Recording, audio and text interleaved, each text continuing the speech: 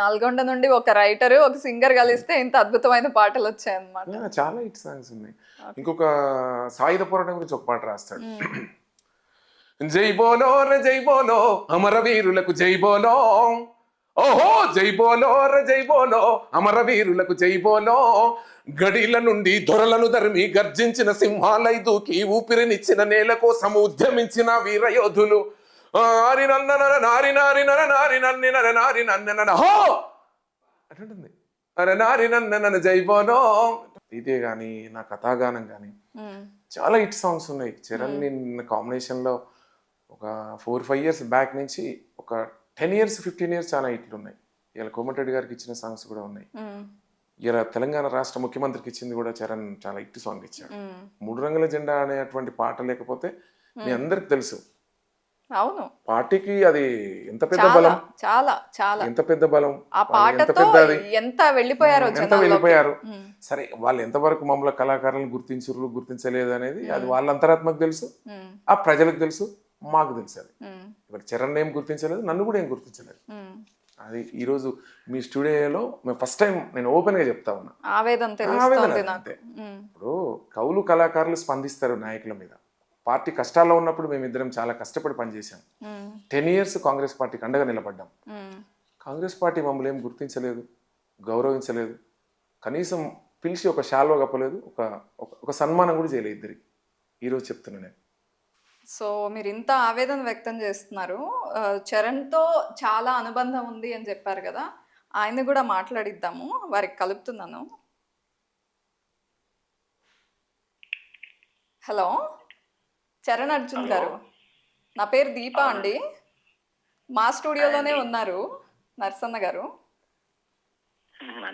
ఇంటర్వ్యూలో ఉన్నారు యాక్చువల్గా. నమస్తే. నమస్తే చిన్ని. అయితే ఇక్కడ ఒక అవునా, మిస్ అవుతున్నారా? ఆ సినిమాలలో నేను బిజీ అయిపోయినా, అన్న పాప ఆయన పనుల్లో బిజీ అయిపోయాడు. కొంచెం పరిస్థితులు కూడా అలాగా అయిపోయి ఇద్దరం కొంచెం అలా డల్ అయిపోయినాం. డల్ అయ్యారా? చరణ్ అర్జున్ గారు, ఇక్కడ ఒక సందర్భం వచ్చింది యాక్చువల్గా. కాంగ్రెస్ పార్టీకి సంబంధించి 3 రంగుల జెండా అంటూ పెద్ద హిట్ సాంగ్ ఇచ్చారు ఇద్దరు కలిసి. కానీ దాని గురించి ఏం చెప్పుకోవాలనో ఏమో మాకే అర్థం కావట్లేదు. అంటే ఆయన కొంత ఆవేదన వ్యక్తం చేశారు, కనీసం ఒక గ్రాటిట్యూడ్, అట్లీస్ట్ ఒక కాంప్లిమెంట్ కూడా లేదు గవర్నమెంట్ నుంచి, చిన్న సత్కారం లేదు, బాధగా అనిపిస్తుంది అన్నట్టుగా. మీకు అదే ఫీలింగ్ ఉందా? అంటే జనరల్ గా మా నరసన్న పెద్దగా బయటపడాడు ఏ విషయాల గురించి కూడా.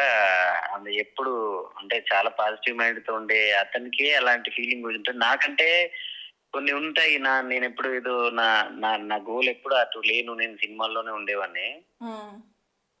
సో ఒకానొక స్టేజ్ లో నాకు కూడా అనిపించే, ఇక నాకు ఏదైనా మంచి అయినా చెడైనా నాకు ఎప్పుడు నా సినిమానే నన్ను కాపాడింది, నా సినిమాలే బెటర్ రా నాయన అనే ఫీలింగ్ నాకు వచ్చింది ఎందుకో. యాక్టర్సే బెటర్ పాలిటీషియన్స్ కన్నా అనే లెక్కలోకి వెళ్ళిపోయారు మీరు. అంటే నేను మొదటి నుంచి ఏ రోజు ఎందుకో నాకు ఏ రాజకీయ నాయకుడి ద్వారా ఒక పావుల ఉపయోగం కానీ జరగలేదు. ఎంతో మందికి పాటలు చేసినాం, మా లోకల్ లీడర్ల నుంచి అందరు చేస్తే అది మైనస్ అయింది తప్ప నాకు ప్లస్ ఎప్పుడు అవలే. కళాకారులకు సరైన గౌరవం దక్కలేదు అనుకుంటున్నారా? అది మరి మాకు రాసి పెట్టలేదు మా సినిమాలలో. నాకైతే సినిమాల పరంగానే ఎప్పుడైనా, ఇప్పుడు కూడా మొన్న ఆల్మోస్ట్ ఇంకా లాస్ట్ ఒక 6 months 1 year నుంచి నేను పూర్తిగా సినిమాల్లోనే ఉండిపోయాను. అంటే నాకు ఆ హోప్ ఏం కనిపించలేదు ఇక్కడ నాకు కూడా. రైట్. కళాకారులకి కొంత కేసీఆర్ గారు చేసింది మనకు తెలుసు, ఏం చేశారు ఏంటి అనేది. అంటే దానికన్నా ఎక్కువ చేస్తుందేమో కొత్త గవర్నమెంట్ అని ఎక్స్పెక్ట్ చేస్తారు జనరలీ వచ్చినప్పుడు. అనుకున్నాము, అనుకున్నట్టుగా జరగలేదు. గత ప్రభుత్వాలే కళాకారులను ఎక్కువ గౌరవం